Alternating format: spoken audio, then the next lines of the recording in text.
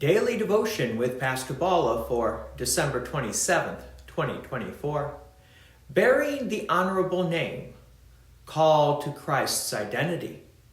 From James chapter 2, verse 7. Are they not the ones who blaspheme the honorable name by which you were called?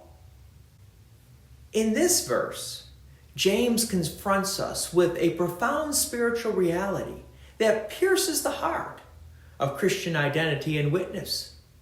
In this verse, James unveils an understanding of our baptismal calling and the responsibility we bear as children of God. The phrase, honorable name, here transcends mere nomenclature. It represents the very identity of Christ, which we have been grafted into through grace. When we were claimed in holy baptism, we were not simply given a religious label, but incorporated into Christ's own divine narrative of redemption.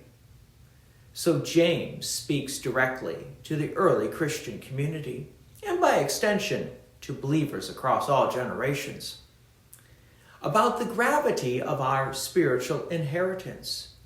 To blaspheme the honorable name is to dishonor not just a title, but the very essence of Christ's redemptive work. This occurs when our lived reality contradicts the changing power of the Holy Gospel. Consider the weight of this calling. We are not merely passive recipients of grace, but active representatives of Christ in a broken world. Our actions, attitudes, and interactions become living testimonies, either glorifying or potentially diminishing the magnificent name we bear. Luther's understanding of vocation becomes profoundly relevant here.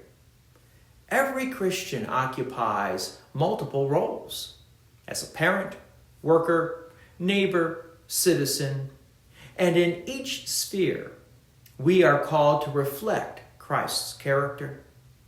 When we respond to life's challenges with grace, mercy, and integrity, we honor the name. When we succumb to worldly patterns of judgment, selfishness, or retribution, we risk blaspheming the very name that redeemed us.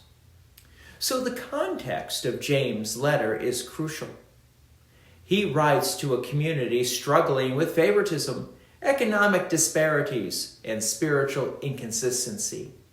So the warning against blaspheming Christ's name is intimately connected to how we treat one another, especially those marginalized or struggling. You see, our response is not found in human effort, but in continual repentance and reception of God's changing grace. We are simultaneously sinners and saints, that is, redeemed. We do not earn our standing through perfect performance, but live from the grace already secured by Jesus Christ. So this verse calls us to self-reflection. Am I living in a manner consistent with the honorable name of Christ? Does my life communicate the depths of God's love? These questions are not meant to induce guilt, but to invite further communion with the source of our identity. In every moment, whether in the boardroom, living room, or community space, we bear Christ's name. May we do so with humility, courage, and a profound awareness of the magnificent grace that He has called us. God's peace and many blessings be with you, and thank you for listening. And please take an opportunity to share this message with others.